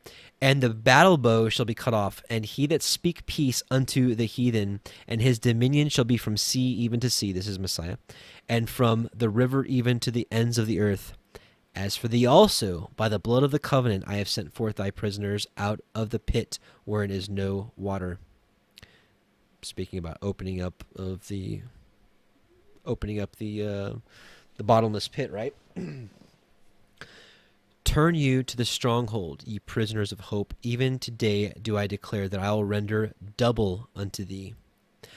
When I have bent Judah for me, filled the bow with Ephraim, and raised up thy sons, O Zion, against thy sons, O Greece, and made thee as the sword of a mighty man. So we just saw earlier that his sword, where was it? Right here. O thou sword of Yahweh, right? When I have bent Judah for me, filled the bow with Ephraim. So the house of Israel is his weapons of indignation, and raised up thy sons, O Zion, against thy sons, O Greece, and made thee as a sword of a mighty man. And Yahweh shall be seen over them, and his arrow shall go forth as the lightning, and Yahweh shall blow the shofar, and shall go with the whirlwinds of the south. So what did we just see here? We literally just saw in these passages right here, we just saw, I think, every point that I'm trying to make of what we're actually seeing with the fifth trumpet, the fifth shofar, with the opening of the pit. The age-old teaching is that Satan falls and opens up the pit, and his army comes out of the pit, and he leads this army. I'm here to tell you I think all that's wrong. And again, I'm not here to change your mind. I'm here to just share with you with my notes and let you study it for yourself and take it in prayer. But here's what we just saw. As for thee also, by the blood of the covenant, I have sent forth thy prisoners out of the pit wherein there is no water. Turn you to the stronghold, ye prisoners of hope. Even today do I declare that I will render double unto thee. When I have bent Judah for me, so this is like the opening of the pit, right? And then Yahweh's army comes out. And Yahweh shall be seen over them. This is just like what we see in the Joel 2 army. Where is it? I thought I had it. Joel 2, the whole thing. Yeah.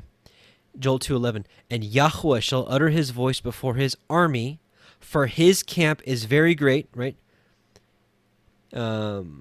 For his camp is very great, for he is strong that executeth his word, for the day of Yahweh is great and terrible, and who can abide it? So Yahweh shall utter his voice before his army, for his camp is very great. So what I'm seeing here, right?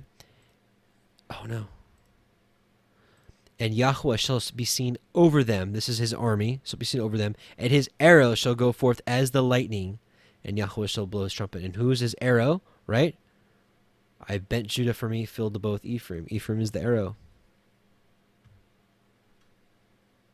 So some of you might be saying, well, no, it talks about the king over them is Abaddon and Apollyon. Hang on, we'll go over that in just a second. Bear with me here. Bear with me. Give me just a moment. How are we doing on time? Okay, doing all right. Okay, so let's talk about verse 11 now, which is the big one. Oops. Right here. Okay. And they had a king over them, which is the angel of the bottomless pit, whose name in the Hebrew tongue is Abaddon, but in the Greek tongue hath his name Apollyon. Uh-oh. We got some crying babies. So let's talk about this. Let's back up over here for a second. And they had a king over them, which is the angel of the bottomless pit, which it says of the true it's actually, let's look this up here. This is Rev 11 interlinear.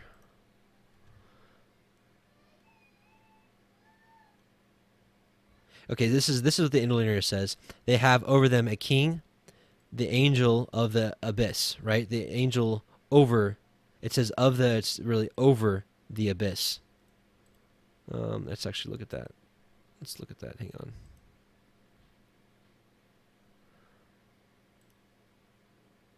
Okay, so let's take a look at this. The bottomless pit, the unbounded, the abyss, the pit. Okay, so we know what we're talking about here. The abyssos. Let's see, what did I want to talk about here? Right, so obviously we're talking about the pit, hell, destruction, whatever you want to call it. So His name is Abaddon, right? Abaddon, destruction, ruin, the place of destruction, right? So this is the Hebrew word that they're referencing here. The Hebrew is Abaddon, right? So here's every use of the word Abaddon. So Abaddon, not Abaddon, Abaddon. Concrete, Hades, right? Hades, destruction. So this is every time it was ever used in the scriptures. Hell is naked before him, and destruction hath no covering. Destruction, this is that word Abaddon. So Abaddon, and death say, we have heard the fame thereof with our ears.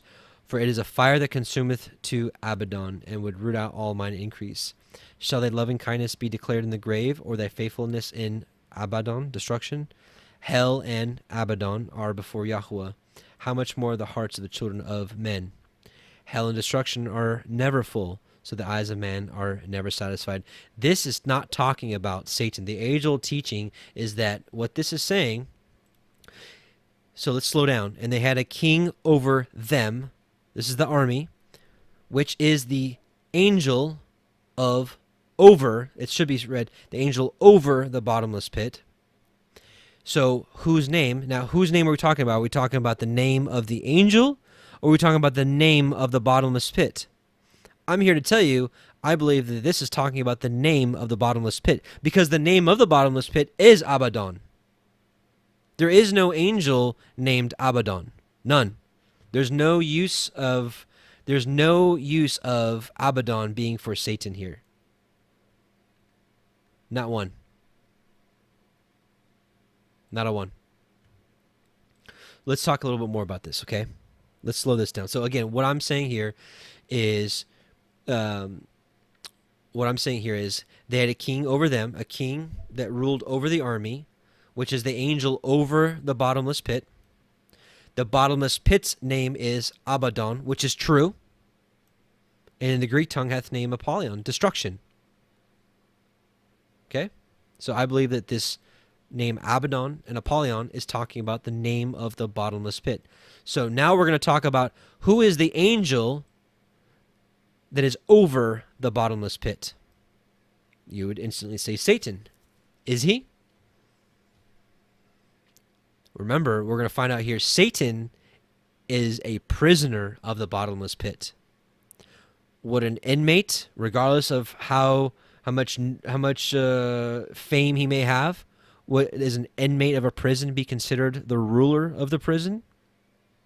Is that how it works? Because if he was the ruler of the prison, he just let himself out, right? Listen, bear with me. Again, I told you that this teaching study, whatever you want to call it, is going to probably shake a lot of the things that you hold as truth when it comes to what we're reading right now. And Revelation 21-3, and I saw an angel come down from heaven, having the key of the bottomless pit and a great chain in his hand. Now, wouldn't the person or the entity or the angel having the key be the one that is over the bottomless pit? And he laid hold of the dragon, that old serpent, which is the devil and Satan, and bound him 1,000 years in that pit, and cast him into the bottomless pit, and shut him up, and set a seal upon him, that he should deceive the nations no more, till 1,000 years should be fulfilled, and after that he must be loosed a little season. So I'm here to ask you, is Satan over the bottomless pit, or is he a prisoner of the bottomless pit? I'm here to tell you he's the prisoner of the bottomless pit, and this angel here, that having the key, is the one that's over the bottomless pit. This is what we read earlier. Hell is naked before him, and destruction, Abaddon, hath no covering. Right? Revelation 5:11-14. And I beheld, and I heard the voice of many angels round about the throne, and the beast and the elders, and the number of them was 10,000 times 10,000 and thousands of thousands, saying with a loud voice, Worthy is the Lamb that was slain to receive power, and riches, and wisdom, and strength, and honor, and glory, and blessing. And every creature which is in heaven, and on the earth, and under the earth. Now we're talking about the bottomless pit, Abaddon. And under the earth, and as such as are in the sea, and all that are in them, heard I saying, Blessing, and honor, And glory and power be unto him that sitteth upon the throne, and unto the Lamb forever and ever. And the four beasts said, Amen. And the 24 elders fell down and worshipped him that liveth forever and ever. So we have to remember that all things were put under the Lamb's feet, under Yahusha's feet. Let's talk more about that. Psalm 8, 4 through 6. What is man that thou art mindful of him, and the Son of Man that thou visitest him? For thou hast made him a little lower than the angels, and hast crowned him with glory and honor. Thou madest him to have dominion over the works of thy hands. Thou hast put all things under his feet. Now let me ask you a question. This is a rhetorical question, right? That means you already know the answer to this. When the scripture says that all things were put under Yahusha's feet, does that mean all things, or does that mean heaven, right? The heavens, the earth is Yahusha's, but the bottomless pit underneath is not his? I'm here to tell you that Abaddon, that Yahusha is over heavens, is over the earth, and is over Abaddon. He is the angel over the bottomless pit, just like he is the angel over the earth and over heaven. Matthew 11:27. All things are delivered unto me of my Father, and no man knoweth the Son but the Father, neither knoweth any man the Father save the Son, and he to whomsoever the Son will reveal him. So once again, I ask you, does that mean all things are delivered unto Yahusha from the Father? I think it is.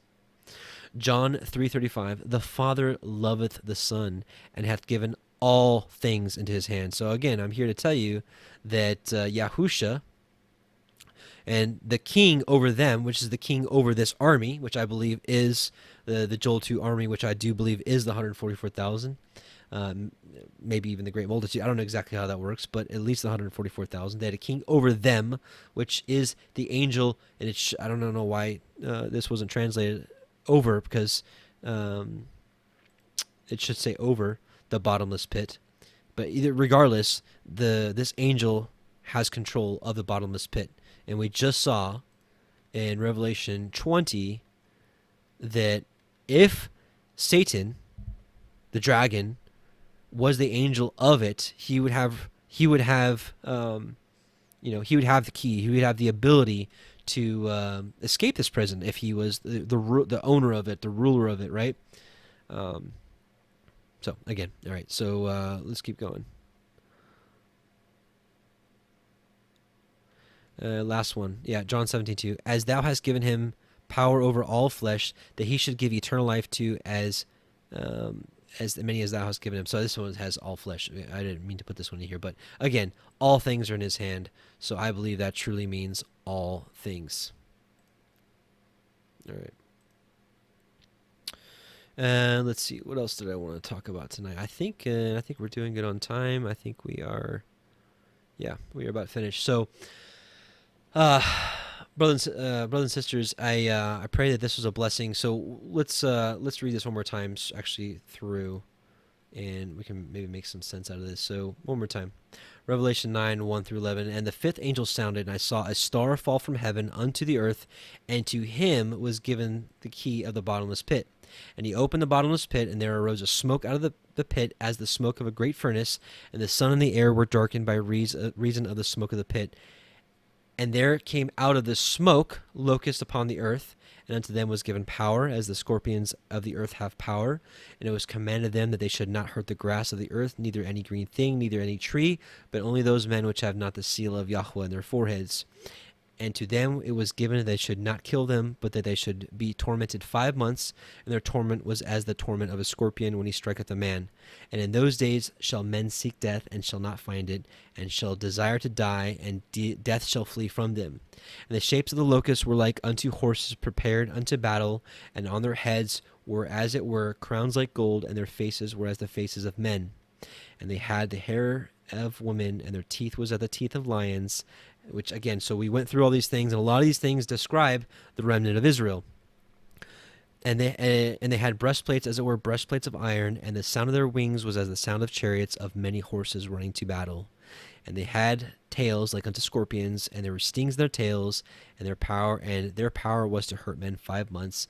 And they had a king over them, which is the angel over the bottomless pit, whose name in the Ivrit tongue is Abaddon, but in the Yavani tongue, his name is Apollyon. So again, the name Abaddon and Apollyon describes the bottomless pit, not this king. So just some things to consider.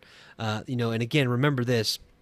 Remember that the Revelation 9 army and the Joel 2 army are almost identical. And remember this. Remember what is written here, that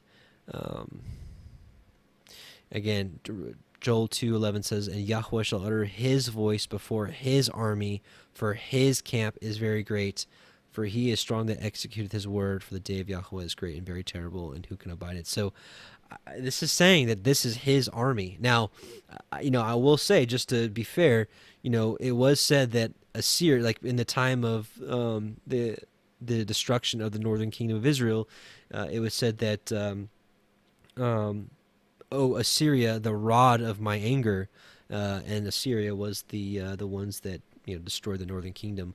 But it wasn't as personal as this is making it, right? It's saying, "Then Yahweh shall utter his voice before his army." So like he's there, he's involved, either that, or Yahweh is over this satanic locust army saying, "Hey, you're my army, you're my camp," right? I don't see that though, because every single thing that points to this prophecy in Revelation 9 points to this army being the Joel 2 army, and this Joel 2 army being his people, his maybe not specifically the 144,000, but at least the remnant of Israel. I mean, we went through all these things. So again, just some things to consider. And I may be wrong with this interpretation. I'm open to that. But just wanted to share my notes with you and what I'm seeing with this. Regardless, I don't think we should even be too surprised if this is the case, because remember, at the end of the day, history is going to repeat itself. We know that Joshua, when he took over from Moses and took them over the Jordan and into the land, they went into the land, as we've been talking about all night tonight, into the land and destroyed everything. Well, that's essentially all I'm saying here, is that Yahusha is going to appear before his army. His camp is going to be very great, and they're literally going to destroy everything in sight. So I'm just saying that history is going to repeat itself, and essentially that's where I'm at. So with that being said, I pray that this was a blessing tonight. And a few announcements. We're going to do the Torah portion on Sunday, which is going to be Shavuot for me, Feast of Weeks, Pentecost, if you will. It's for me on Sunday. I don't know exactly what time I'm going to do it yet, so stay tuned if you want to do that. I'm going to have two live streams on a Sunday. One specifically just for the Torah portion, which I think it's good timing. We'll be finishing Leviticus. I'm going to be doing another 2 weeks worth of portions Sunday, which is not much. It's basically 3 chapters, Leviticus 25, 26, and 27. We're going to be doing those 3 because somehow I got behind everybody else, and I'm like 2 weeks behind everybody. I think a lot of people are starting the book of Numbers either last week or next week, so I'm a little behind. I don't know how I got there, but I am. So I thought, what a great time to finish up the book of Leviticus on the day of Shavuot, which was the day of the giving of the Torah, and of course also fast forward a few thousand years later, the giving of the Ruach. So that's going to be one live stream on Sunday. The second one, we're going to just do a Shavuot gathering, just because it says that we need to assemble, and I know a lot of you don't have local congregations or local fellowships or groups, so we can gather together. It's not as good, I don't think, as gathering in person, but it's better than nothing. And Yahweh has given us the ability to gather like this in these last days. So we're going to gather together on Shavuot. It's not going to be a long one, just something short. But we'll talk about Pentecost and all the things pertaining to it. So what other announcements do I have? Still working on the on a lot of things. I've got quite a few video ideas, but time is just so short for me. And I do want to say I apologize to those of you that have written me letters in the last probably 2 months, 3 months. I'm so behind on getting back to you on these letters. I apologize. I will catch up, but if you have written me a letter in the last few months and I haven't gotten back to you, it's not because I'm ignoring you or because I don't love you. Same thing with emails. I'm also really behind on emails too.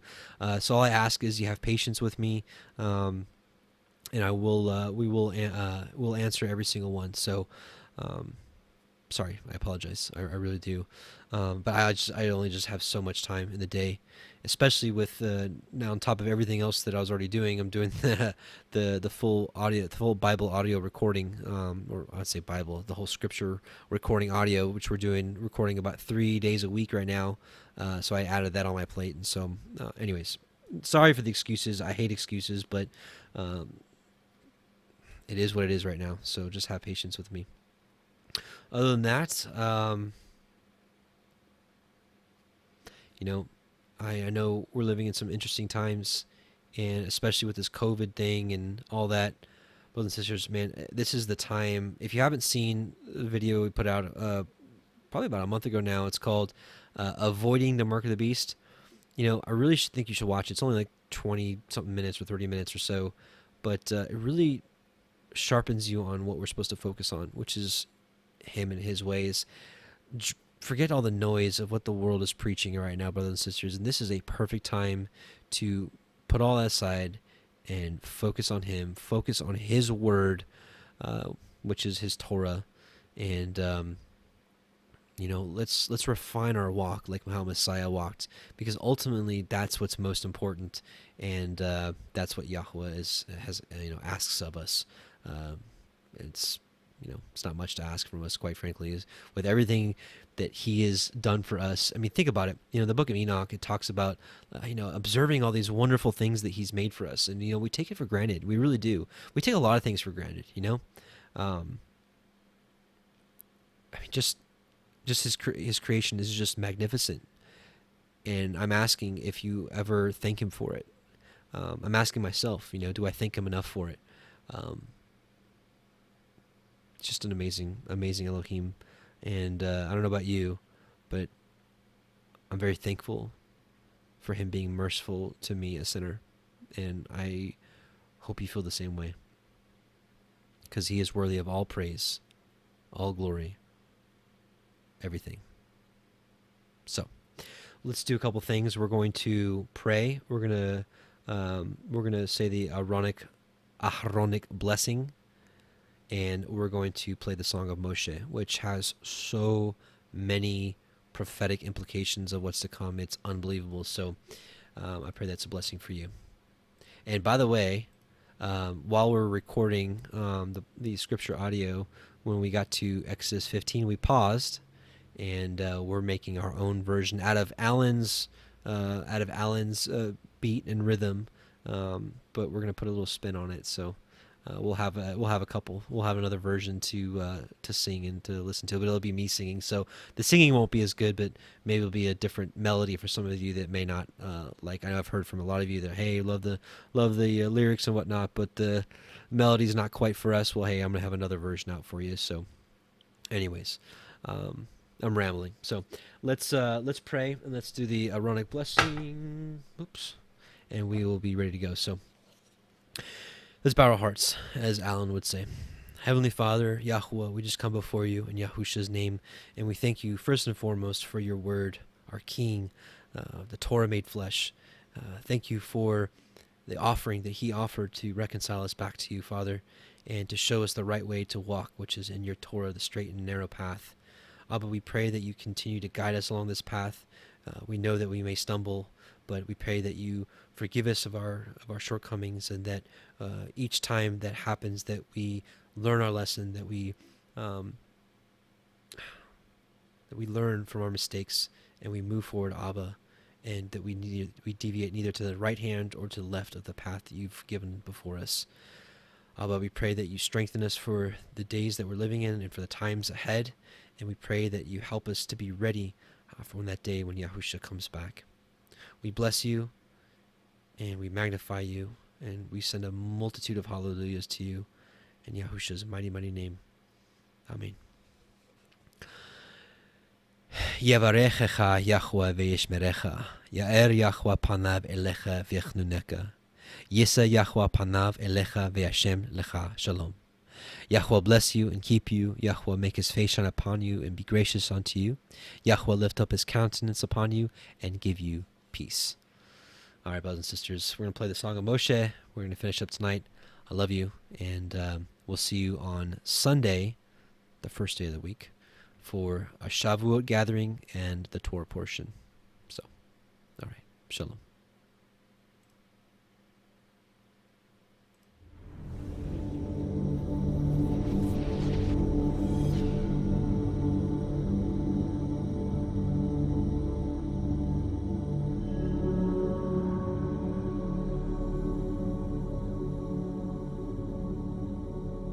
I sing to Yahweh, for he is highly exalted. The horse and its rider he has thrown into the sea. Yah is my strength and song, and he has become my deliverance. He is my El, and I praise him, Elohim of my father, and I exalt him. Yahweh is a man of battle, Yahweh is his name. He has cast Pharaoh's chariots and his army into the sea, and his chosen officers are drowned in the sea of reeds. The depths covered them, they went down to the bottom like a stone.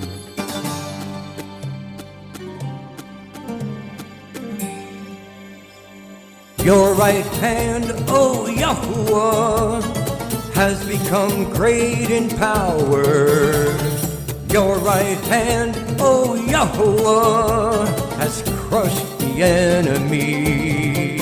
And in the greatness of your excellence, you pulled down those who rose up against you. You sent forth your wrath, it consumed them like stubble. And with the wind of your nostrils, the waters were heaped up. The floods stood like a wall, the depths became stiff in the heart of the sea. The enemy said, I pursue, I overtake, I divide the spoil, my being is satisfied on them. I draw out my sword, my hand destroys them. You blew with your wind, the sea covered them, they sank like lead in the mighty waters. Who is like you, O Yahweh, among the mighty ones? Who is like you, great in Kodeshah, awesome in praises, working wonders? You stretched out your right hand, the earth swallowed them. In your kindness, you led the people whom you have redeemed. In your strength, you guided them to your Kodesh dwelling. Peoples heard, they trembled, anguish gripped the inhabitants of Pelasheth. Then the chiefs of Edom were troubled, the mighty men of Moab. Trembling grips them, all the inhabitants of Canaan melted. Fear and dread fell on them by the greatness of your arm. They are as silent as a stone. Until your people pass over, O Yahuwah. Until the people whom you have bought pass over. You bring them in and plant them in the mountain of your inheritance. inhabitants in the place, O Yahuwah, which you have made for your own dwelling, the Mikdash, O Yahuwah, which your hands have prepared.